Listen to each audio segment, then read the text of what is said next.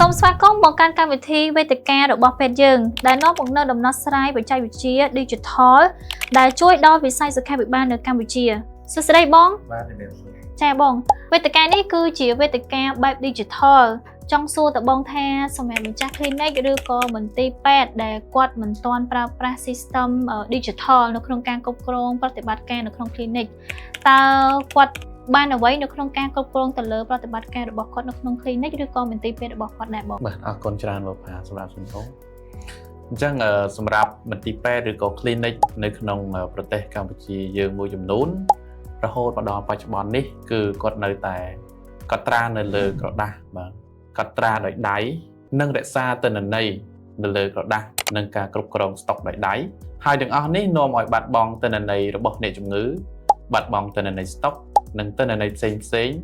នឹងធ្វើឲ្យប៉ះពាល់ដល់សេវាថែទាំរបស់អ្នកជំងឺថែមទៀតផងចាបងអរគុណច្រើនបងចុះបងបើសិនបើមន្ទីរពេទ្យឬក៏ clinic គាត់ចង់ប្រើប្រាស់ប្រព័ន្ធបែប digital សម្រាប់ធ្វើការគ្រប់គ្រងទៅលើ clinic របស់គាត់តើពេទ្យយើងមានអ្វីជាដំណោះស្រាយជួយទៅដល់ clinic នៅក្នុងការគ្រប់គ្រងប្រតិបត្តិការរបស់គាត់ដែរទេបងសម្រាប់ពេទ្យយើង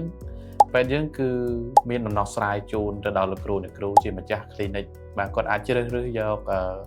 ពេទ្យយើងក្នុងការប្រើប្រាស់សម្រាប់គ្រប់គ្រងប្រតិបត្តិការនៅក្នុង clinic ដោយសារតែពេទ្យយើងគឺជា system digital គឺជា platform មួយគឺមានគេហៅថាមុខងារច្រើនក្នុងការជួយលោកគ្រូអ្នកគ្រូក្នុងការគ្រប់គ្រងប្រតិបត្តិការវាមានមុខងារពិសេសជាច្រើនដូច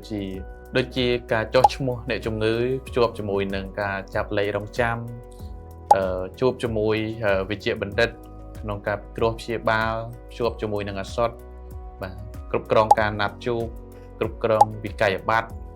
ភ្ជាប់ជាមួយធនាគារបាទឥឡូវមានធនាគារទៀតណាធនាគារភ្ជាប់ជាមួយនឹងធនាគារជាដៃគូហ្នឹងគឺauto payment គេហៅថា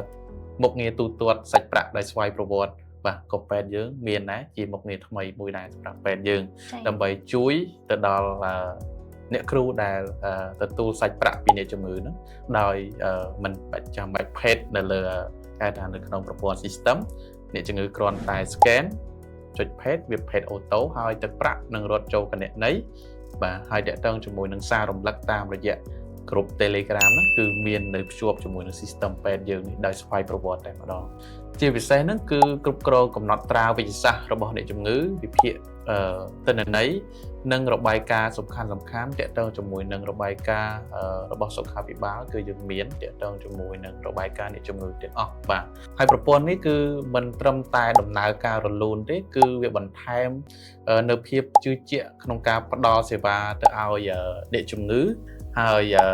បង្កើនគុណភាពនៅក្នុងការគ្រប់គ្រងទិន្នន័យនិងបង្កើនអត្រានៃការរកប្រាក់ចំណូលឲ្យម្ចាស់មន្ទីរពេទ្យឬក៏ clinic ថែមទៀតផងចាបងអរគុណច្រើនសម្រាប់ការបកស្រាយបានយ៉ាងក្បោះក្បាយទាក់ទងជាមួយនឹងការប្រើប្រាស់ប្រព័ន្ធ system ពេទ្យយើងចាបងសរុបជារួមមកបើសិនបើលោកគ្រូអ្នកគ្រូដែលជាម្ចាស់ clinic ចង់ប្រើប្រាស់ប្រព័ន្ធ system បែប digital សម្រាប់ធ្វើការគ្រប់គ្រងទៅលើ clinic របស់គាត់នៅក្នុងការរក្សាប្រវត្តិជំងឺឬក៏មើលរបាយការណ៍ជាប្រចាំខែនោះគឺលោកគ្រូអ្នកគ្រូអាចធ្វើការប្រើប្រាស់ប្រព័ន្ធ system ពេទ្យយើងបានព្រោះវាមានភាពងាយស្រួលមែនទែនតាមអ្វីដែលបងបានបកស្រាយមុនហ្នឹងណាមានទាំងalert សារតាក់ទងជាមួយនឹង payment នៅក្នុងក្រុម Telegram ទៀតអញ្ចឹងវារក្សាសុវត្ថិភាពដល់លោកគ្រូអ្នកគ្រូដែលជាម្ចាស់ clinic ហើយកុំភ្លេចមួយទៀតនៅពេលដែលលោកគ្រូអ្នកគ្រូចង់ដឹងព័ត៌មានលម្អិតឬក៏ចង់ធ្វើការសាកសួរព័ត៌មានអាចធ្វើការតំណែងមក page ពេទ្យយើងផ្លូវការទាំង page ពេទ្យយើង e-holiday ផងដែរហើយមួយទៀតអាចធ្វើការតំណែងមកលេខទូរស័ព្ទខាងក្រោមនេះបានចាសូមអរគុណ